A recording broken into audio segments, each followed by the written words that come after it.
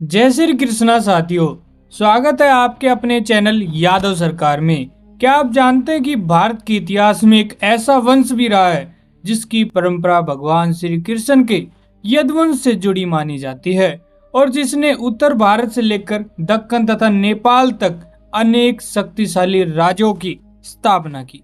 महाभारत के बाद भी यदुवंश समाप्त नहीं हुआ, बल्कि उसकी अनेक शाखाओं ने विभिन्न क्षेत्रों में लंबे समय तक शासन किया। आज की इस वीडियो में हम विस्तार से जानेंगे भारत के 5 महान राजवंशों के बारे में। तो आइए बिना किसी देरी के शुरू करते हैं। आबीर अहीर राजवंश। सबसे पहले बात करते हैं आबीर या अहीर राजवंश की। सातवाहन साम्राज्य के पतन के बाद पश्चिम दक्कन में आबीरों का उदय हुआ। इस राजवंश के सबसे प्रसिद्ध शासक महाक्षत्रप ईश्वर सेन माने जाते हैं। इन्होंने 3री शताब्दी ईस्वी के आसपास तंत्र सत्ता स्थापित की। ईश्वर सेन के शासन का प्रभाव वर्तमान महाराष्ट्र, कोंकण, गुजरात के सौराष्ट्र क्षेत्र और पश्चिम दक्कन तक फैला था। पुराणों के अनुसार इसके बाद कई पीढ़ियों तक आबीर शासकों ने शासन किया। ईश्वर सेन ने राजन की उपाधि धारण की और उनके काल से जुड़ा एक संवत बाद में कलचुरी चेदी संवत के रूप में प्रसिद्ध हुआ। ईश्वर सेन के सिक्के सौराष्ट्र और दक्षिण राजस्थान से प्राप्त हुए, जो उनके शासन का महत्वपूर्ण प्रमाण माने जाते हैं। अजंता गुफा संख्या 17 के अभिलेख में भी आबीर शासन से संबंधित उल्लेख मिलता है। प्रागैत्य राजवंश। अब बात करते हैं प्रागैत्य राजवंश की। यह राजवंश प्राचीन अवधि महाजनपद पर शासन करता था, जिसकी राजधानी उज्जैनी थी। कुछ पुराणों के अनुसार इस वंश के 5 शासकों ने लगभग 138 वर्षों तक शासन किया। इस वंश के संस्थापक पद्योता महासेन थे, जिन्हें उस समय उत्तर भारत के सबसे शक्तिशाली राजाओं में गिना जाता था। उनके समकालीन मगध के राजा बिंबिसार थे।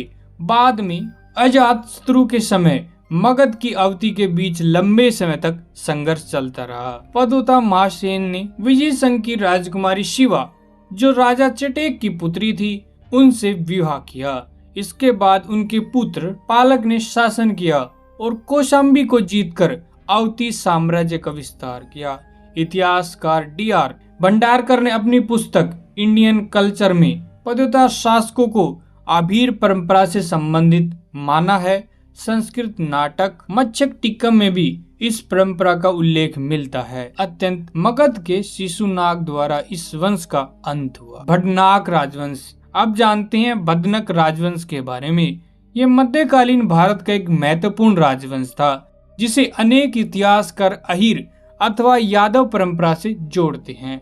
इसका प्रारंभ वर्तमान रेवाड़ी, महेंद्रगढ़, भिवानी, गुरुग्राम, अलवर, भरतपुर, करौली तथा मथुरा के कुछ भागों तक फैला हुआ था। इतिहासकारों का मानना है कि रेवाड़ी के निकट स्थित भाड़ावास इस राजवंश का प्रमुख केंद्र था। इतिहासकार दशरथ शर्मा ने अपने शोध में भद्दनकों और चौहानों के बीच हुए संघर्ष का उल्लेख किया है। बिजोलिया अभिलेख से अज्ञात होता है कि 12वीं शताब्दी में चौहान शासक सोमेश्वर और भद्दनकों के बीच भीषण युद्ध हुआ। दशरथ शर्मा ने यह भी मत व्यक्त किया है कि बयाना नाम की उत्पत्ति भद्दनक से हुई हो सकती है। नेपाल के गोपाल एवं महिषपाल राजवंश। अब चलते हैं नेपाल की ओर। नेपाल के प्राचीन इतिहासकार में सबसे पहले गोपाल राजवंश और उसके बाद महिषपाल राजवंश का उल्लेख मिलता है। कई इतिहासकार इन्हें प्राचीन आबीर या गो परंपरा से जोड़ते हैं। गोपाल राजवंश को काठमांडू घाटी का सबसे प्रारंभिक ज्ञात राजवंश माना जाता है। नेपाल की परंपरा और कुछ ग्रंथों में उल्लेख मिलता है कि भगवान श्री कृष्ण ने दानासुर का वध कर अपने एक पुत्र को नेपाल का शासक बनाया। इसी परंपरा से यादेश्वर प्रद्युम्नेश्वर मंदिर का भी उल्लेख मिलता है। गोपाल राजवंश के सबसे प्रभावशाली शासक महाराज भुवनगुप्त। इसके बाद महिषपाल राजवंश सत्ता में आया। इस वंश के प्रमुख शासकों में वीर सिंह, जय सिंह और भुवन सिंह का नाम लिया जाता है। ऐतिहासिक परंपराओं के अनुसार नेपाल में सबसे पहले सिंह उपाधि का प्रयोग महिषपाल वंश के शासकों द्वारा किया गया माना जाता है। अंत किरात शासकों ने इस राजवंश का अंत कर दिया। सेवनाथ देवगिरी यादव साम्राज्य।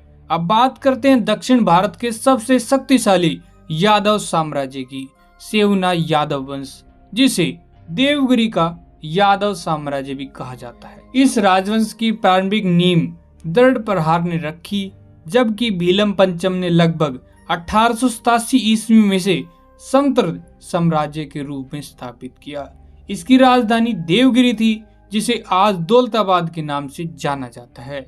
इस साम्राज्य का विस्तार नर्मदा नदी से लेकर तुंगभद्रा नदी तक था।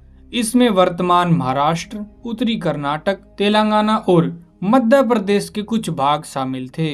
इस वंश का सबसे महान शासक सिंघन द्वितीय माना जाता है, जिसके शासन काल में साम्राज्य अपने चरम पर पहुंचा। बाद में रामचंद्र के समय 1296 ईस्वी में अलाउद्दीन खिलजी ने देवगिरी पर आक्रमण किया। कुछ समय तक यह साम्राज्य अधीनस्थ रहा और अंत 1317 ईस्वी में दिल्ली सल्तनत में मिला लिया गया। इसी यादव साम्राज्य के संरक्षण में मराठी भाषा, हेमाडपंथी स्थापत्य शैली तथा विधान हेमाद्री के कार्यों को विशेष प्रोत्साहन मिला। तो साथियों, ये थे भारत और नेपाल के इतिहास के 5 प्रमुख यादव राजवंश, जिन्हें अलग अलग कालखंडों में अपनी वीरता, प्रशासन और सांस्कृतिक योगदान से इतिहास पर गहरी छाप छोड़ी। अगर आपको ये वीडियो पसंद आया हो तो वीडियो को लाइक करें, अपने सभी मित्रों के साथ शेयर जरूर करें, और यदि आप पहली बार हमारे चैनल पर आए हैं तो यादव सरकार चैनल को जरूर सब्सक्राइब करें। नीचे कमेंट कर जरूर बताएं, क्या आप अन्य यादव राजवंशों का इतिहास जानने चाहते हो। जय श्री कृष्णा।